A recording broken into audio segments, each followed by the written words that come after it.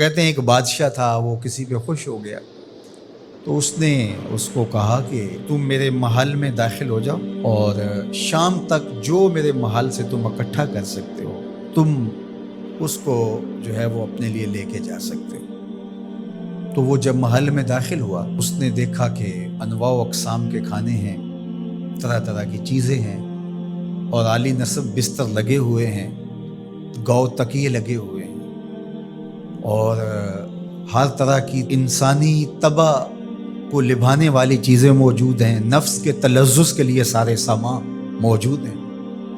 تو وہ گیا اور اس نے انواع و اقسام کے کھانے کھائے اور کھانے کھا کے اور مختلف وہاں انواع و اقسام کے مشروبات پیے اور ایک گاؤ تکیے سے ٹیک لگا کے ان نظاروں کو دیکھنے لگا۔ ایسی مستی چڑھی کہ آنکھ لگ گئی۔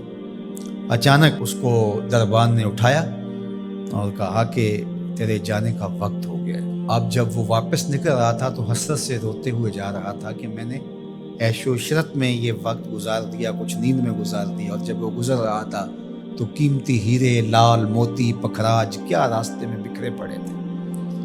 اور ایک دوسرے شخص کو داخل کیا تو اس نے ان لذت انگیز چیزوں کی طرف توجہ نہیں کیا، سب سے قیمتی چیزیں وہاں سے اٹھائیں اور جھولی بھری اور اپنے وقت مقررہ پر وہ واپس ہوا۔ تو اس دنیا کے محل میں ہم داخل ہوئے ہیں، ایک دروازے سے دوسرے دروازے سے نکلنا ہے۔ یہاں تلذذ کے سامان بھی ہے اور یہاں قیمتی چیزیں بھی ہے جو یہاں سے لے جا کے ہمارے لیے قیمتی ہوں گی، اور اس نے سمجھا کہ بس ایک دن میں یہاں جو کھانا ہے کھا لو، زہرۃ الحیات دنیا سے کہتے ہیں۔ اور دوسرے نے کہا کہ یہاں تو بھوک کاٹ کے جیسے بھی، تو میں جہاں جا رہا ہوں تو یہاں سے جتنی قیمتی چیزیں اٹھائی جا سکیں اس کو اٹھا کے وہاں کے لیے لے جاؤں۔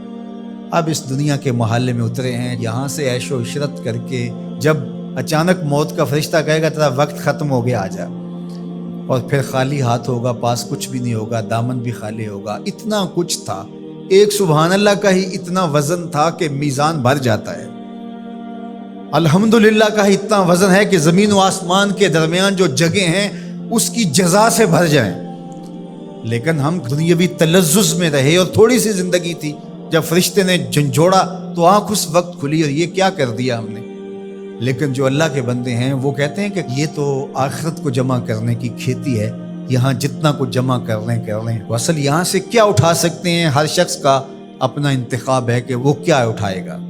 اپنے لیے وہ ابدی چیزیں اٹھائے گا جو ان کے لیے ختم نہیں ہوں گی، یا وہی کھا کے وہی چھوڑ کر کے اور اچانک مستی میں چلا جائے گا اور پھر فرشتہ اس کو جھنجھوڑ کے کہے گا اٹھ تیرا وقت پورا ہو گیا ہے۔ اللہ اکبر۔ فرمایا ہر شخص جب صبح کرتا ہے تو اپنی سانسوں کے ذریعے سے کچھ خریدتا ہے۔ اب اس کی مرضی ہے، چاہے آزادی خرید لے، چاہے گرفتاری خرید لے، چاہے خیر حاصل کر لے اور چاہے شر حاصل کر لے۔ وہ آخرت کا کیا سودا خریدتا ہے یا دنیا کا سودا خریدتا ہے، اس کے بعد جب آنکھ کھلتی ہے تو پھر سمجھ آتی ہے کہ میں کیا خرید سکا۔